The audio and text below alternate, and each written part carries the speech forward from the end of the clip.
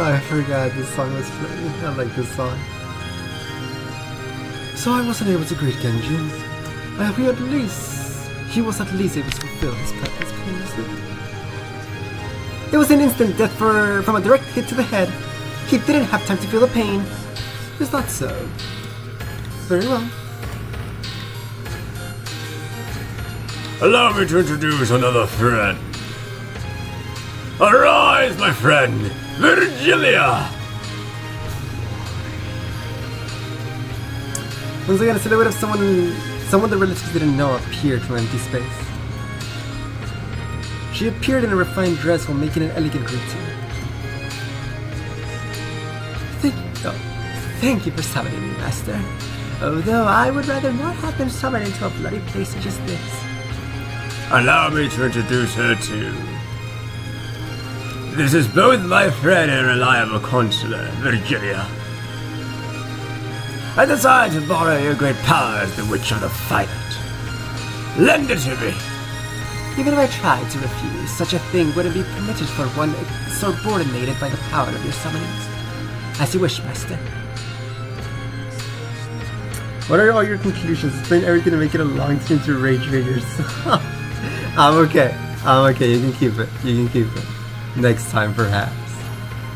Still, what a fearsome fellow. To think he summoned 3 of the Chesty Sisters' corps, then me, and then Virgilia. Even though it's only in the area of summoning, to think that he surpasses my lady so thoroughly.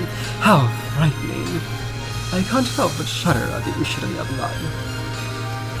In order to carry out Beatrice's resurrection ceremony, I shall give it my all as a summoner.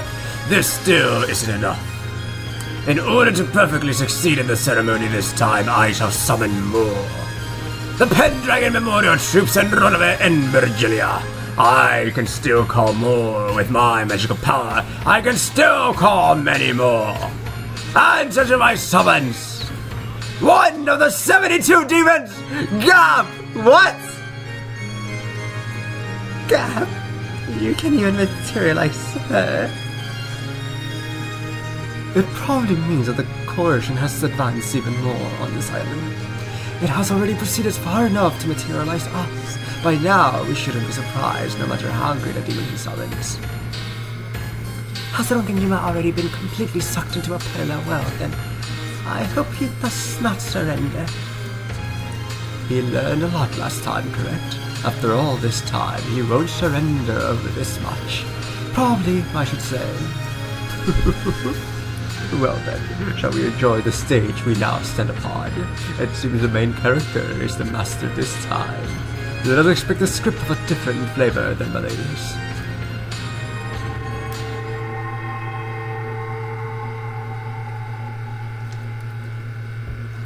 When Kinso strongly concentrated his magical power, a pale light gathered in the empty air twisted. It's funny because I actually do know Gaap.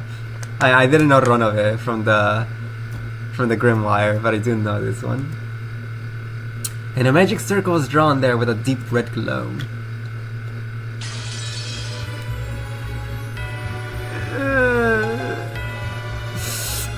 Interesting. I do like it. It's just Ryukishi, but I do like the design a lot. It's very cute, especially the hair and the hat. Okay, I hope I like her. And with a sound like glass breaking, a new demon could be seen there. You did well to answer my call. Gaap, one of the 72 great demons. I was listening to her voice. I don't know. Interesting fellow. This is one hell of a place you summoned me to. Did you call me to clean up this blood-stained room, Goldsmith? The literally devilish woman, wrapped in a venomous, ominous costume, looked at the scene, which should have made her cover her eyes and twisted her mouth in a grin. To summon you for such a reason would be like using a cashmere muffler to mop the floor. It's been a long time, Gaap. To think that a great demon such as yourself has finally appeared on this island. Perhaps this island is finally submerging completely into fantasy. This all-star cast is even more surprising than the gruesome state of the room. A full 3 Chester sisters, the great demon Ronovan, the great witch Virgilia, and even me. What's going on? Is this pandemonium? Are you trying to start a concert from hell or something? I see. As a conductor for that, I couldn't think of anyone better than you, Goldsmith. I will have your assistance as facilitator in the completion of my ceremony to resurrect Beatrice. You have no objections to my summoning contract, correct? Of course not. There's no way I could resist the subordinating power of the legendary great summoner, Lord Goatsmith, who forced the famous great witch Beatrice to do his bidding. I'll assist you, although I will, of course, ask for a fitting price. So, what's my first job? Capture the cards who made it through the first twilight. Fortunately, there are still 7 here, up there. Nanjo, Shannon, Kanon, Goda, Kumasa, Kairi, and Kraus. These 7 are all offered as sacrifices. That's exactly 13 people, until it's time for the second and later twilights to be carried out through them into the cage of sacrifices. A cashmere mop, huh? Understood. As Gaap shrugged her shoulders, she looked at Kraus, who was still down on his butt. She glared. Then, when she snapped her fingers, Kraus was swallowed up by the floor, as though a round pitfall had opened up beneath him. One down. Oh, I like her nails. There was no hole in the floor, but it had certainly looked as though Kraus had been swallowed up by a hole and disappeared. Searching for her next prey, Gaap gaze crossed Kairi's. She snapped her fingers. Kairi jumped back as though repelled. Her instincts had been right. After all, in the place where she'd been until a second ago, a round jet black hole had appeared, the same kind that had swallowed up Kraus. Okay, wait, what's going on? Like, the second twilight is those who are close. So this is... However, before she could catch her balance, another pitfall appeared and swallowed her up. Even Kairi had no way of eluding Gaap's capture. When she snapped her fingers again, a shocked Nanjo was swallowed up by the floor and disappeared. When she did it again... The 410 let out a short yell and jumped back. This time, a slightly larger pitfall had opened, swallowing both Shannon and Kanon, who had been standing in a line by the door. But because 410 had jumped away from the door, the way was no longer blocked. What do you mean, Rosalan?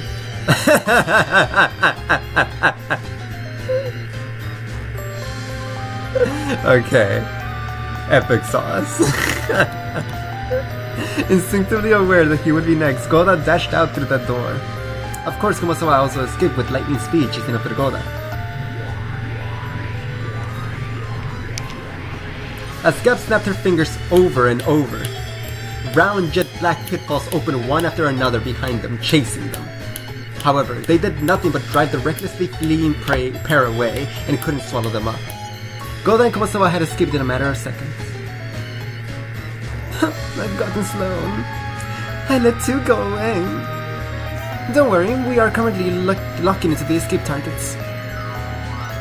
Data link ready? Me? Shall we snipe? No, I cannot authorize that. They are precious sacrifices. Wait for the Master's authorization.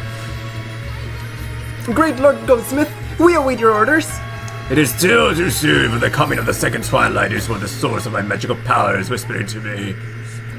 Okay, so they didn't kill the people that got swallowed. They just got put into some pocket dimension. It must not be now. Let them do as they please. It isn't as though they can escape from this island. The source of the Master's magical power is noise and risk and test of luck. Noise? In other words, it means being fickle, it would seem. Perhaps you could also put it that way. Good work, Gaap. Let us steadily advance the ceremony from here on. Well then, that is that. Next are my grandchildren. I will test them to see whether they are qualified to become my successor. Let's see how I shall test their qualifications. If you decide that they're qualified, do you intend to abandon Beatrice's resurrection? Of course, and despite that, I will test them. Perhaps a woman cannot understand that contradiction nor my madness.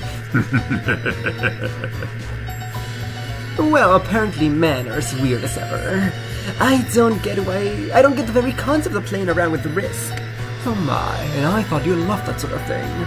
Of course, if a man whispers to me about dangerous risks in love, I go head over heels. But only if he's hot. Be quiet. Try to refrain from whispering. Truly noisy women. But at least they aren't boring. This is what makes summoning so pleasant. All of you will bear one side of the scales of noise and risk in my ceremony. That is the work I expect of you. 6 brutally murdered corpses lay in the dining hall, and it was contaminated with red, gruesome decorations. It was now unimaginable that until just a second ago, 13 humans had been arranged here in a well-organized manner. Kinso lined up the famous demons and their subordinates, loudly declared the beginning of a night of overwhelming mass murders, and swore to himself that he would certainly reveal Beatrice, revive Beatrice, and open the door to the Golden Land. Sorry to keep you waiting! Now the curtain finally rises on the first twilight! That Kinso, I see him. He loves being flashy as usual. So even the man who can be more persistent than anything when he follows you around can shine so well when on the stage. Damn it! Always killing in a grotesque way as usual. Smashing half of their heads. The bad taste you witches and demons have always pisses me off. Smashing half of their heads, I see. So she's realized that in the games up until now, that's been the most ideal method of killing. Ideal? How is such a grotesque way of killing ideal? Oh gosh. Isn't it though? Try and remember the very first game. You. So you're the new demon, or whatever that just appeared. Damn. So does this mean that the witch's corrosion continued and there are now even more creeps wandering around? The more the witch's coercion advances, the more Ronkinjima tilts towards the spirit world. That's why strange, insane people keep appearing one by one. This island has been closed off by the typhoon, so no human can leave it, as much less appear as a new character to increase their numbers. But the more the coercion advances, the more witches and demons can appear without limit, increasing one by one. By now, there might be more demons than humans among the characters appearing in this insane tale. Their numbers might be the thing that represents this mad coercion. Yes, I'm sure that's true. And the coercion hasn't just affected the number of people, but apparently their fashion sense as well. If the coercion advances any further and even more weird people appear, just what in the world would they be wearing? It's so scary I can't even imagine. Seriously, give me a break. Don't make these weird guys increase in number anymore. Alright, guy. I can't do that. They'll keep increasing more and more. I'll defile that foolish closed circle rule humans speak of over and over again. Welcome to my elegant game, Gaap. It's been a long time, Richie. Have you been well? Why do I ask? You look great. Have you gotten younger? You look 200 or 300 years younger than when I last saw you. I see. The demon grandfather had summoned and introduced us Gaap, took a glance at me and then grinned as though she'd figured something out on her own. That smile felt openly obscene. I guess she's Battle's friend. Which means she's gotta be a creep amongst creeps. By the way, they were saying something about a closed circle or whatever, but what does that mean? Serial murder mystery novels that occur in places isolated from the outside world like Ronkinjima is now are sometimes called closed circles. Since such a place is isolated from the outside, it's like a circle that's closed. Therefore, in general, the characters and suspects are limited in number. Having new suspect candidates added on one after another from the outside, the circle goes against the etiquette of mystery novels. In other words, the witch is probably trying to desecrate humans in the mysteries genre itself. A circle that's closed. You're Gretel. I see. You look like a wise kid. I love kids like you. You taste so sweet and tantalizing. Gross. Keep the jokes to your clothing. It's devilish pretty. Oh, it's devilish pretty's newest Jack the Ripper Christmas blood. Sorry for having a style that's a country bumpkin from the human world couldn't understand, okay? At least we know it's well ventilated. Why don't you add a gap to the head part as well? Let a little air into your brain. Damn. Gaap is always sensitive to the fashion of the spirit world. But this year's fad truly is bold. I think I'll order one sometime. For you, Richie, I recommend Aligre Alice in the Graveyard. Let's go to 666 sometime soon to look at the clothes. You really should drop by the spirit world every now and then. When this game's over, I'll be sure to do that. Still, your two opponents are pretty cute, Richie. It looks like this kid has figured out the meaning of the corpses with their heads half smashed. Know what this is, girl? Okay, wait. My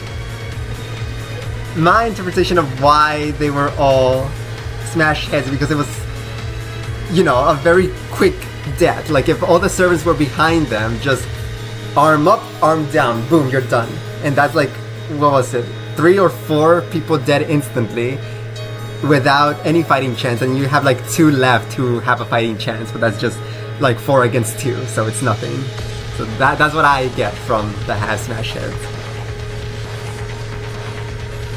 Just now, she told me to remember the first game. What did that mean? They were also messed up. Okay, no, wait.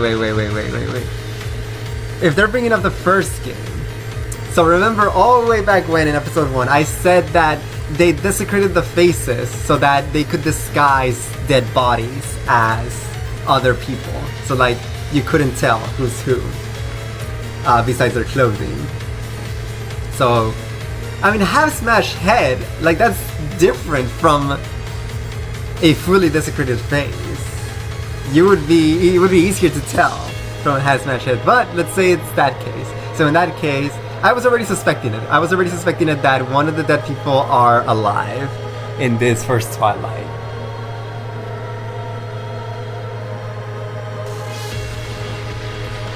Okay, I was saving it because I wasn't sure. But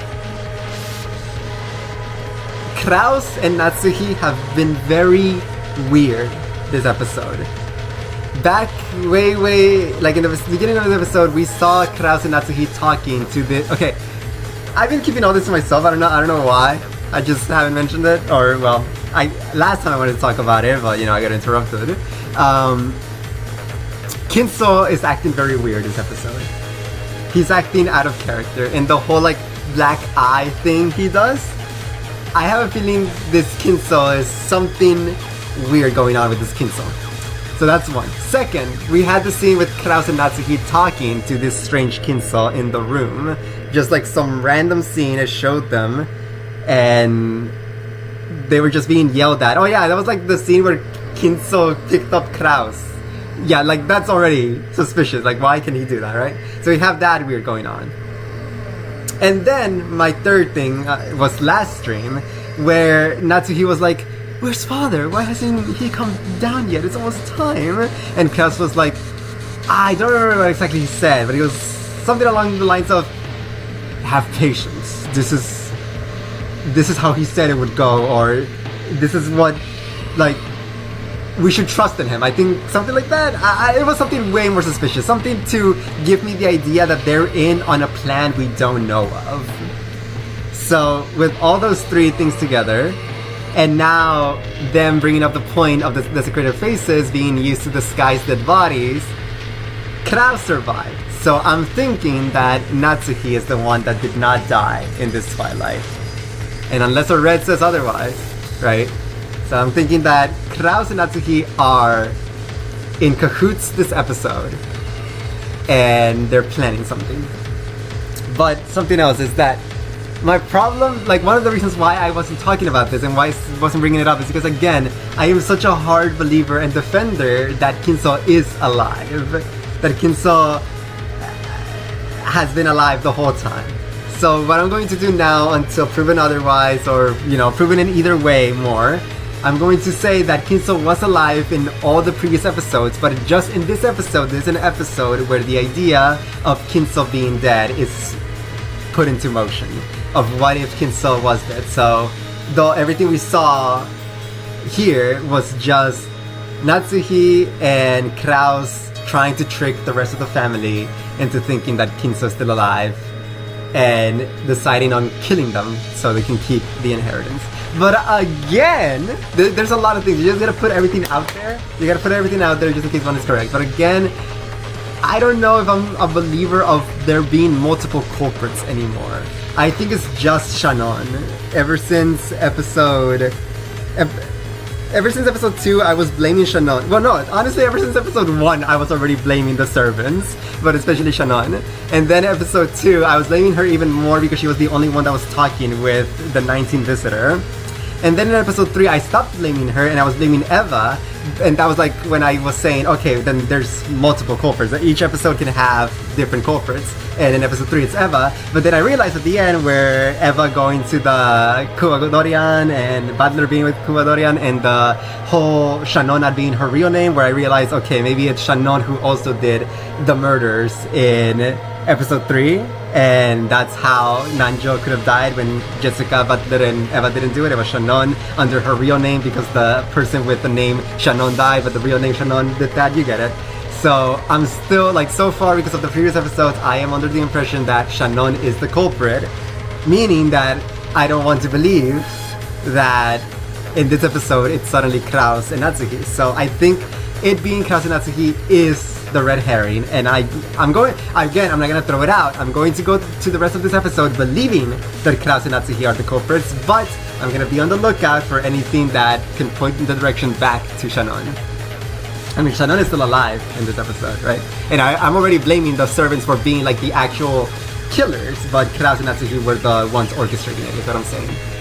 So, yada yada. So yeah, that's what I got out of episode 4 right now. I think episode 4 is the only episode where Kinso is dead, or at least it's not showing himself to the point that Kraus and Natsuki don't know if he's alive either. So Kraus and Natsuki orchestrated the murders of this episode so that they could keep the inheritance and not be cornered by the family like they were being cornered. But, secret twist, it wasn't actually them, and again, it is Shannon for the 4th time. That is my thought process right now. And desecrated faces because they're trying to hide the fact that Natsuki survived the first Twilight. There you go. Just now, she told me to remember the first game. What did that mean? Just what it sounds like. Remember the first Twilight of the very first game? When the adults' corpses were found in the gardening shed with the magic circle drawn on it, remember?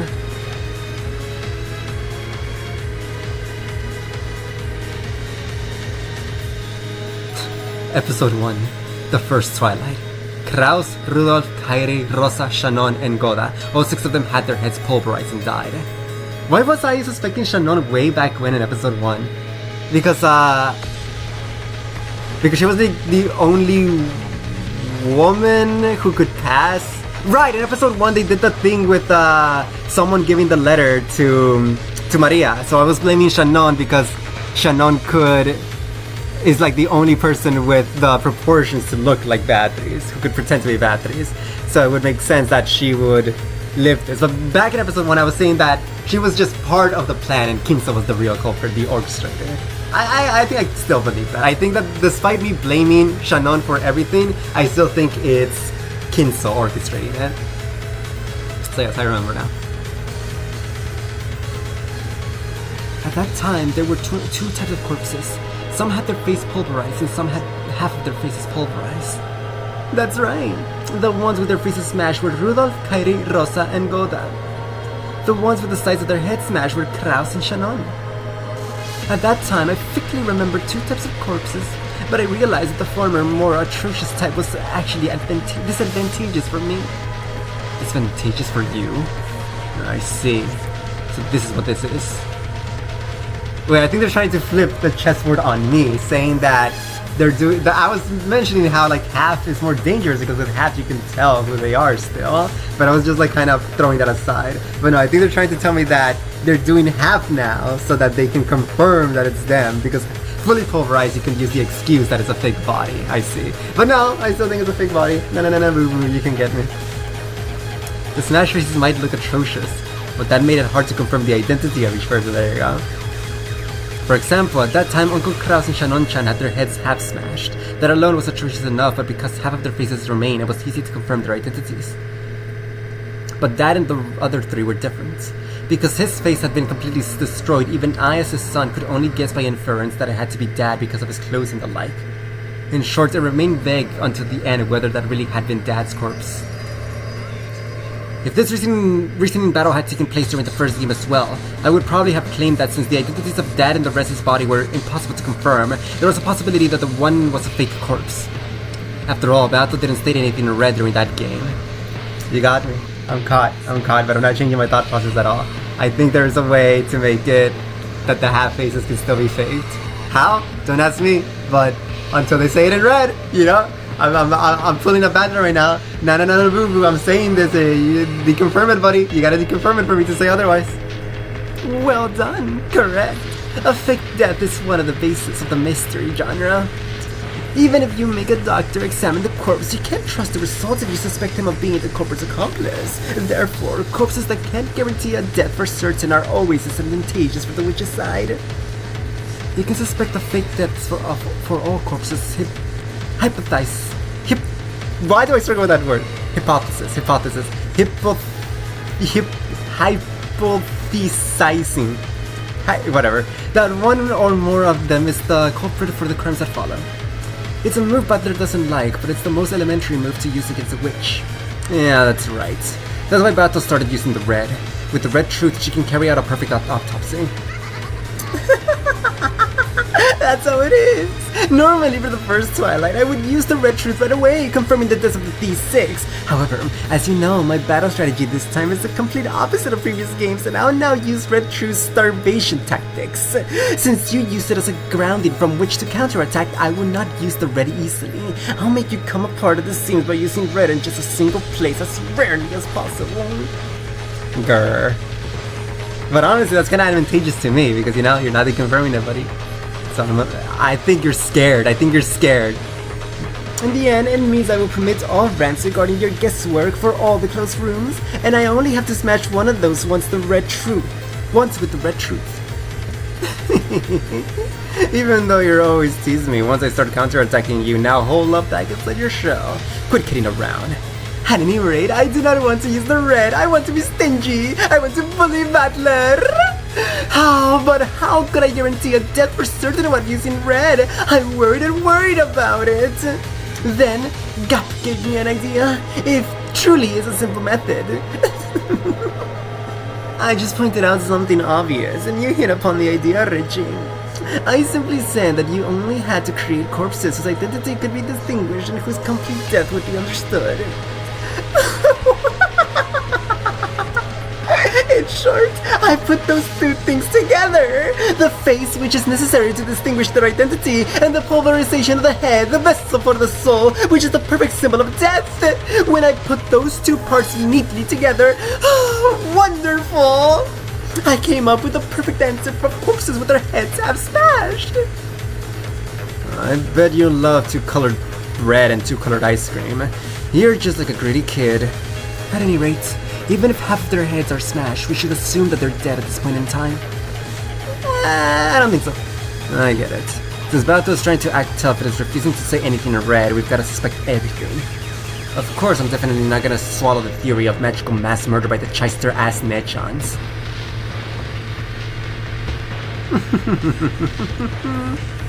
You sure have gotten prudent.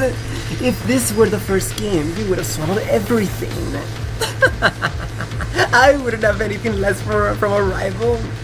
Since there is fortunately no red now, he can imagine whatever he wants, and reason over and over again as he likes. At the very end, at the very, very sweetest spots, I'll cut him down at once with the red truth. Oh! Well, Phoenix, it seems you made it right at the end. I was just saying that I only wanted to finish the chapter because it was bothering me, and as you can hear, the laptop noise is happening, so I didn't want to go on for too long. Ah! Rosa! No. Quit. I don't gotta see this. No. Don't tempt me. I'm out. Okay. Yeah. I'm watching the stream. Why am I trying not to laugh? Enough. Okay, so, crap, I wanted to read the Gaap character sheet if she got one. Oh well, I couldn't be tempted. So yeah, good discussion there. I think I've said a lot, and I feel good about what I said. I still don't believe that, even with the smash heads, I still believe one of them is alive. Either that, I mean, why am I assuming that Natsuhi is alive? I think that's just my bias, actually. Where did I come from? I'm just biased, because no, I've been saying the whole time that it was the plan of Kraus and Natsuhi for this thing to happen, right? So Natsuhi can still die as long as Kraus is alive. He can be the... Wait, is Kraus alive? I forgot if he died. Okay, if Kraus is alive, then we can say that the half-faces are confirmed and Natsuhi is dead, and it's just Kraus remaining to orchestrate this scheme.